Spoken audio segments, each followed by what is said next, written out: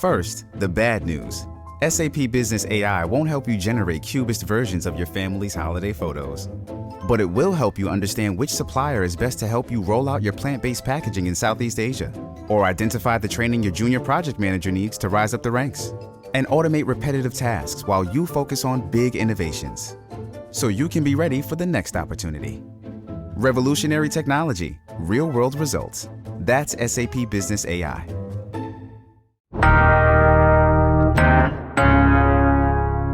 Today on CityCast Houston, when you think of a community event, a pizza party or pool day might be some of the first things that come to mind. But here in Houston's East End, Lucha Libre Wrestling is what brings the community in every Sunday night.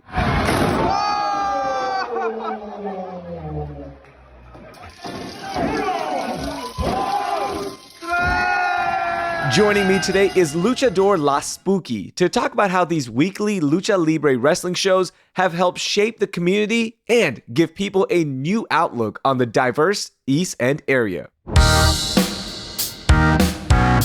It's Thursday, March 14th. I'm Raheel Ramzanali, and here's what Houston's talking about. La Spooky, welcome to CityCast Houston. I'm not going to lie, I'm fanboying just a little bit because I had a chance to watch you at the Coliseum, and I'm just so excited to chat with you and learn more about not only the wrestling, but also the East End. So for the listeners who don't know, could you describe the East End to us and why it's such an important part of the Latino story in Houston? To me, I feel like it's an important part because it has so much to do with heritage. There's always the Mexican food or the shop Mars, the pop-up shops. It's all Latino, whether it be the bakery, the restaurants, the clothing, the Mexican candy, and just the people, the experience that you could talk to them, and then you make friends along the way with it. You know, a lot of people think about the East End and they just think about maybe the Greyhound station that just relocated there, or they think about the Metro Rail going there and like not many people using it. It's always forgotten for a lot of people. What do you wish more people knew more about the East End? That it's a fun place. It's very family friendly. Like there's always, whether it be on a weekday, there's always an event going on. At a restaurant, they're doing karaoke night or they're doing something specific, whatever they have scheduled, or on the weekends, there's little pop-up shops. To me, I find it very comforting. It's a safe place. I take my son, my family goes. I feel like it's changing for the better. Now it's a little bit safer. They're making a little more safer with police presence. And altogether, it's becoming a lot safer. The buildings are becoming nicer. Yeah, for sure. I think a lot of people don't understand that. Even I didn't know that, right? Like when I brought my daughter there, I was like, oh, I'm going to the East End, right? There's preconceived notions about the area. Yes. But once you get there, it is the nicest people. Everyone is so welcoming. They want you to be part of the community, of the culture, and embrace it. And that was like one of the big takeaways for me. Yes, and then you also have like all the, whether it be taco trucks, and it's like Hondureño, Salvadoreño, it's different parts of Hispanic culture that you get to try in one spot and you get to enjoy what everyone else loves. So you mentioned that increased police presence. Are most people viewing that as a positive thing, or are there mixed opinions in the community? It's mixed opinions because some people are like, they view it as, oh, it's getting worse, there's more patrol. But to some people, the police presence is actually stopping a little bit of the violence. There's not so much going on. And so it depends on who you talk to. It's 50-50, but for the most part, I see it as an improvement. That way, it makes it feel a little bit safer. Yeah, for sure. But do you think the city could still do a better job of providing more resources to the East End or any other resources outside of safety? It's not just safety. It's always about making it aware. Just like they always have little community things going on where it's just people getting together to meet one another, to know your neighbor. And you don't really see that a lot of. And so I feel more people should talk about it. That way you get to interact with more people and you get to know the community better. You know, one thing that is bringing the community together is every Sunday night at the Coliseum with the Lucha Libre Wrestling. And that's how I learned about you. And I had a blast watching you. And it was so much fun. But one of my big takeaways was just how important this is to the community, right? So before we talk about that, you got to explain to our listeners who aren't wrestling fans, what exactly is Lucha Libre Wrestling? It's everything. It is it's not just a sport. For some people, it's a lifestyle. It's what they connect to people. And like for me, I through wrestling, I connect with all of my fans, and it's something that behind the mask, I'm a very shy, quiet person. But once the mask comes on, I am okay. Oh, well, now I'm talking to this one. I'm talking to this Yeah. one. It's a lot more fun. Yeah, the mask is such an important part of lucha libre wrestling in addition to the style, right? It's more high flying, it's a lot more aggressive in my opinion and fast-paced style of wrestling. A lot of listeners might know Rey Mysterio is one of the most popular, if not the most popular Yes, luchador out there, but the mask is one of the big things, right? yes, And that mask gives you that second personality as you mentioned. And it is so much fun to see the different side of you come out when that mask comes on and you're entertaining all the folks at the Coliseo. Describe yours real quickly. mine's I wanted to keep it Chicano. And what the Chicana, you always see a bandana. Yeah. And so I wanted to incorporate the bandana. The horns are, depending on my mood that day, you might just get the horns come out. One of my mentors, where I was training behind his, in the back of his yard. So, and his last name happened to be Flores, so I incorporated the rose. And then on the back, I have my last name Gonzalez, which is incorporated from my grandma. That is so cool. And by the way, listeners, La Spooky is wearing the mask right now in this interview. I know you can't see it, but it is awesome. And La Spooky, you're always wearing the mask, right? Like when you're out in the community, you have to protect that identity. It's so important. Yes. To me, helps me hide my son since I don't want no one really knowing anything about him. That's just me. It's always okay. I overthink it and I'm like, what's the best way for me to protect my kid? Oh, I'll put the mask on. Not only Mm. does it help me protect my family, it also connects me back with wrestling and watching it growing up. I was like, oh, well, the mask is cool. The mask it conceals identity, but it also gives it that little bit of mystery. You're almost like a superhero. You have to conceal your identity so nobody else finds out about you or your family. Yes. Hey, so as I mentioned, it is a big part of the community. Every Sunday night, you've got these awesome events put on by Black Star for the community in the warehouse in the East End. How important are these Sunday night events? They're important. It brings people together. Or there's days where you'll go and you'll interact with them. They're like, oh, they're always waiting for Sunday to come. They're waiting for it to be Sunday to interact with the people, to enjoy the show, to eat the food, and just enjoy all together the company. That was so cool to see that it was families with kids, ranging from a year old to teenagers, and just talking to a few folks around when I stopped by. It was their way to just relax at the end of the week and reconnect with the community that is so important to them. Yes, it's family fun day. Yeah, that's it's so much fun. In between matches, the kids actually just go in the ring and they start practicing their moves and they're wrestling each other. And you just feel at home when that happens. Yes, and then you even see some teenagers, some adults go in and like they're living their childhoods too. Spooky, I wanted to jump in the ring so badly, but my daughter was like, please don't embarrass me.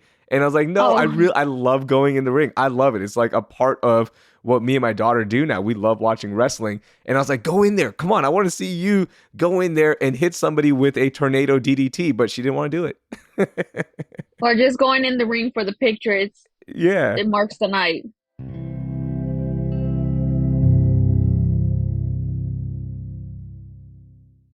Shipping can make or break a sale, so optimize how you ship your orders with ShipStation. They make it easy to automate and manage orders no matter how big your business grows. And they might even be able to help reduce shipping and warehouse costs. So optimize and keep up your momentum for growth with ShipStation.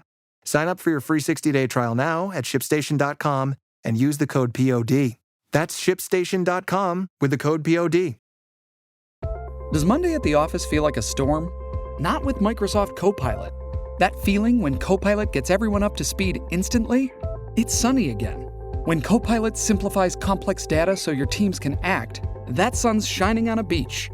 And when Copilot uncovers hidden insights, you're on that beach with your people, and you find buried treasure. That's Microsoft Copilot. Learn more at Microsoft.com/AI for all. Spooky, when I stopped by to watch the Sunday night event, I was blown away by you competing against men because traditionally that doesn't happen when you're watching mainstream wrestling, right? Like WWE, they always go in the women's division, the women are fighting each other, and there's never a crossover. But there's a lot of crossover in Lucha Libre wrestling, and you specifically, why is that? And do you prefer that? I don't mind. I don't have a preference whether it be a female or a male because I'm a dominate regardless. Ooh, okay. And to me, it's proving that girls could do anything a guy could do. Simple. Anything a female could put their mind to that a man could do, a female could do it 2 times better. Yeah, and a lot of people might roll their eyes like, oh, we've heard that saying. But it's true. Like when I'm with my 8-year-old daughter who's used to seeing just the women fighting women in the women's division in WWE, when she saw you just competing with the men, she goes, wait, I didn't know you could do that. That is awesome. And you held your own. It's not like they were just wiping the floor with you. No, you were actually getting some hot moments there. And it was cool to see my daughter's reaction to you competing with the men. It's those moments that I live for. It's that a little girl could be like, you know what? If she could do it, I could be the next one to follow in her footsteps. And that's something that I really want to create. Because there's a lot of my fans are little girls. For example, a little girl she gave me this for my birthday. And so I connect with my fans on a different level because they see it as, oh, if Spooky could do it, I could do it. And that's something that I want to leave as a legacy. That is so cool that a fan gave you that sweatshirt that you're currently wearing. I love seeing that. Yes, and she just so happened to just turn 7. Oh, that is awesome. So, Spooky, how did you get into wrestling? It's funny. I found wrestling through boxing. Really? I did boxing for a few years, and then after a tournament, I ended up going back to the Armadillo that they shut down. The next day after the tournament, there so happened to be an American wrestling show. And so I got into it that way. It was Texas All-Star Wrestling. I was with them for a few years. And then on my 16th birthday, they're like, oh, well, we're doing a Mexican wrestling show. You would enjoy it. And so all right, I'll try it out. And then that was the end of it. That was it. That made you like go all in on this. Yep. And then Black Star was the first one to actually give me the opportunity to start training. And so I took him up on his offer. I started training, and here I am. Black Star, by the way, is the promoter who puts on these events on Sunday nights at the Coliseo in the Cathedral of Luchadore Wrestling. So that's who Black Star is, by the way. And having that opportunity through him to not only wrestle in front of your community, to wrestle in the style that you want, how important is that for you? It's very important. Black Star was the one that opened many doors for me.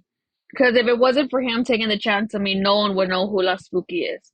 And if it wasn't for him opening the doors for me training, I would have never really jumped into wrestling the way that I did. Yeah, those opportunities, I don't think a lot of listeners understand how important they are, because somebody who's a fan of Houston wrestling, who has grown up watching it, yes, you've got Texas All-Star Wrestling, which is out in Humble. And as you mentioned, you've wrestled with them a few times. But that's more of your traditional WWE, like heel versus baby face. It's very standard, and it just doesn't have that style. It doesn't have the luchador style. It doesn't have that culture that you enjoy doing. So to have these events, not only here in the city of Houston, but in the East End, it's one of the most important things going on for the wrestling culture, and I think just Latino culture in general. It is. For some people, it might not be their flavor. They prefer the American style. But it's good to enjoy the Lucha Libre style because you never know what to expect. One day it might be extrema. The next day it might just be regular, or there's chairs, or there's ladders. You never know what to expect with the Lucha Libre match. Spooky, tell me, what is extrema style? Lucha Extrema is where anything goes. It's the most gruesome, the most bloody. It's chairs, light bulbs, ladders, anything you can get your hands on. Makes it extrema. It's so extreme. And Lowrider, one of the wrestlers who's always there on Sunday, he is like the master of extrema because that guy loves light bulbs. His wife is the master of extrema. She is. If you see Lowrider Sadika, his wife, it's a lot extrema. Lot. Man, that guy loves, and his wife love getting light bulbs smashed on them. It's wild, Spooky. Hey, before I let you go, I want to ask you, what do you think is next for the East End in general? And more specifically the wrestling community there? Right now, there's a lot of upgrades happening to the warehouse, whether they're fixing restrooms, so to make it a better experience for not just fans, but for wrestlers coming in from out of town.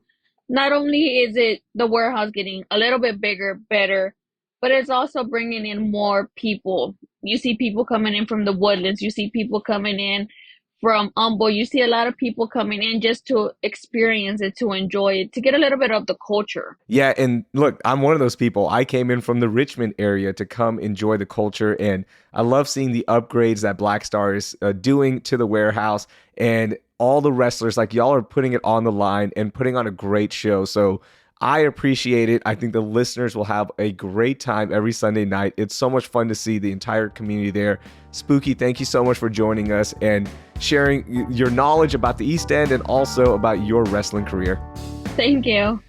That was Luchadore La Spooky. You can see her in action on Sunday nights in El Coliseo. I've linked all the info and videos in our show notes.